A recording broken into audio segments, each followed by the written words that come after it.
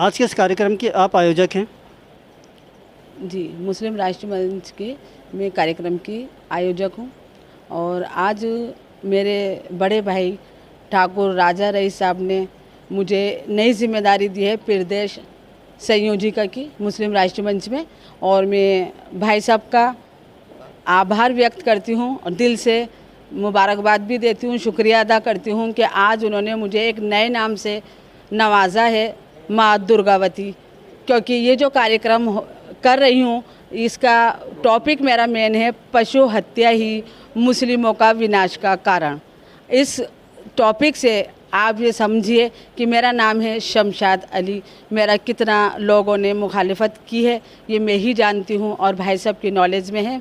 माननीय इंद्रेश कुमार जी मेरे जो गुरु हैं, गुरु जी को भी मैंने इस बात से अवगत करा दिया है कि मैं पशु हत्या ही मुस्लिमों का विनाश का कारण कार्यक्रम करने जो जा रही हूँ, तो मेरे नाम के ये कि शमशाद अली, इस वजह से मेरा बहुत विरोध हुआ और मेरे भाई बड़े ठाकुर राजा रईस साहब ने मुझे नाम दिया है माँ दुर्गावती। तो मैं बहुत बहुत शुक्रिया अदा करती हूँ और अपना गर्व महसूस कर रही हूँ कि मुझे माँ दुर्गावती के नाम से आज नवाजा गया है। तो अपना नाम बताओ। ठाकुर राजा रईस। मुस्लिम राष्ट्रीय मंच आरएसएस द्वारा स्थापित किया गया है इसको, जबकि मुस्लिम हमेशा सोचते हैं कि आरएसएस मुस्लिम के विरोधी है, फिर भी यहाँ हमने देखा कि आप मुस्लिम का सपोर्ट कर रहे हैं। ऐसा है, आरएसएस मुस्लिम विरोधी नहीं है, आरएसएस आतंकी विरोधी है, आरएसएस दुष्कर्म का विरोधी है, आरएसएस सत्कर्म का समर्थक है। आरएसएस सारी दुनिया के जो अच्छे काम है, नमाज पढ़िए, रोज़ा रखिए, ज़कात निकालिए, फितरा दीजिए, सारे काम आरएसएस ही तो कहता है कि कलाम पाक और हदीस की रोशनी में काम करिए। जो मुस्लिम राष्ट्रीय मंच कर रहा है, जो उसमें रूढ़वादता है, बेमनस्ता है, उस पर काम मुस्लिम राष्ट्रीय मंच कर रहा है। जैसे आज का ये कार्यक्रम हो रहा है पशु हत्या ही मुस्लिमों का विनाश का कारण है। ये एक अपने आप में एक विषय है। जब कलाम पाक में 286 आयतें हैं, सूरे बकर कहते हैं गाय को, गाय अगर इतनी अनिवार्य होती, कुर्बानी अनिवार्य होती, तो वहाँ गाय की कुर्बानी दी जा रही होती, वो तो नहीं दी जाती। वहाँ तो कलाम पाक में तो एक चींटी भी पैर के नीचे ना आ पाए, और इतना बड़ा भारत के अंदर कुकर्म हो रहा है, तो ये जायज़ नहीं। आप बताइए, हिंदुस्तान पीर फकीर संत ऋषि मुनियों का देश,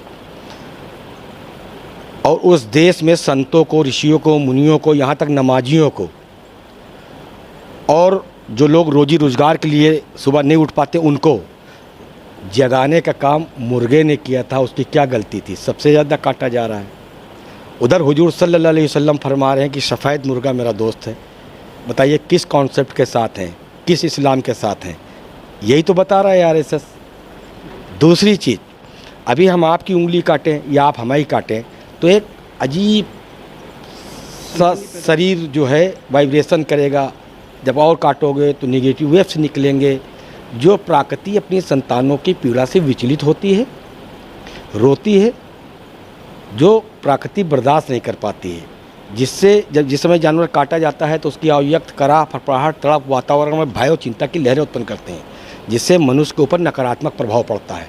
पूरा वायुमंडल, भूमंडल पूरा जो है अलंकृत हो जाता है। इसलिए पशु हत्या कहीं भी किसी कीमत में जायज़ नहीं है। दूसरी चीज़ आपने देखा होगा, मुस्लिमों में एक सबसे बड़ा त्यौहार आता है बकरीद और ईद। ईद का मतलब है खुशियाँ मनाना, नमाज पढ़ना और फितरा देना। बकरीद का मतलब है ईद-उल अज़हा। अज़हा का मतलब है नमाज का वो वक्त जो सुबह 7 से 11 तक जो हम नमाज अदा करेंगे। चास्त जो अज़हा कहते हैं, चास्त कहते हैं अज़हा को।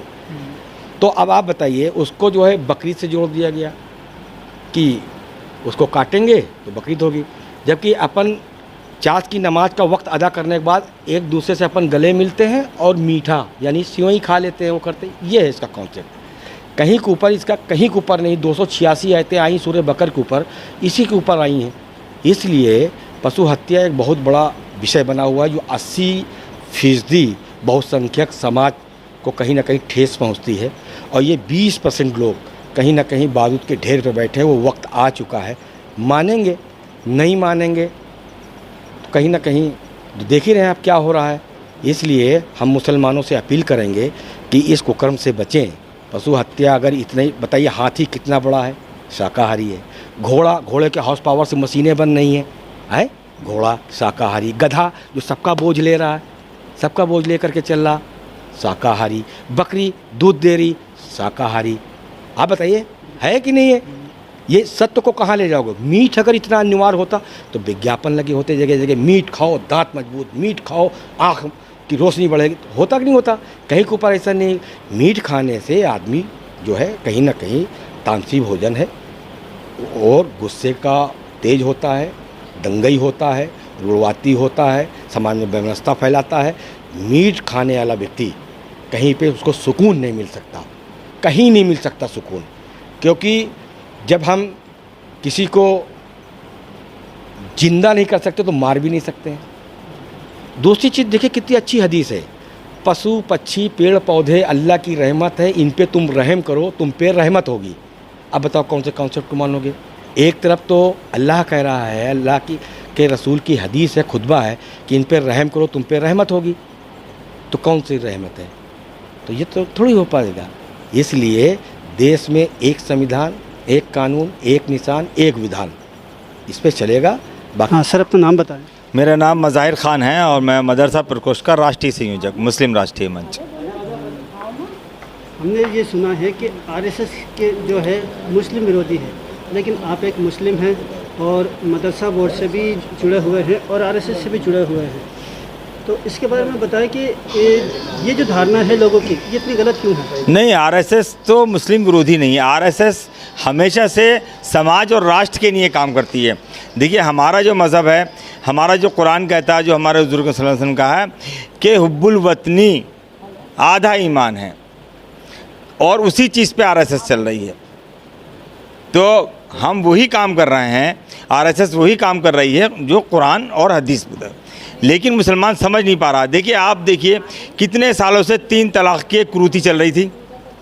वो इस भारतीय जनता पार्टी सरकार ने कानून बनाया, क्यों नहीं मौलाना ने या जो हमारे मुस्लिम लीडर थे उन्होंने इस तरफ ध्यान नहीं दिया। इसी तरह से ऐसी बहुत सी बातें हैं।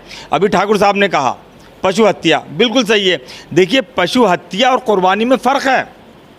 कुर्बानी एक ख़ास मुकाम के नहीं है, लेकिन पशु हत्या तो हम रोज़ ही कर रहे हैं। देखिए बड़ी मोटी सी बात है, मेरे घर में कोई फंक्शन होता है 700 800 या 1000 आदमियों का, मैंने उसमें चिकन का प्रोग्राम कर दिया। क्या आप बता सकते हैं कि 700 800 आदमी के 1000 1500 चिकन को कोई आदमी हलाल कर सकता है? तो वो जो उसको जो एकदम खटाखट करते हैं वो हत्या ही है, जबकि हम उसको दूसरी तरह से भी इस्तेमाल कर सकते हैं। दूसरी बात है, गोश्त खाने का मशवरा है, हुक्म नहीं है। देखिए उस ज़माने में 1400 साढ़े 1400 साल पहले सऊदी अरब में सब्ज़ियाँ दालें नहीं थीं, लेकिन हमारे भारत में गोश्त से कहीं ज़्यादा दालें और सब्ज़ियाँ हैं। तो हमें अपने देश के हिसाब से, अपनी जलवायु के हिसाब से चलना पड़ेगा और हम चलेंगे।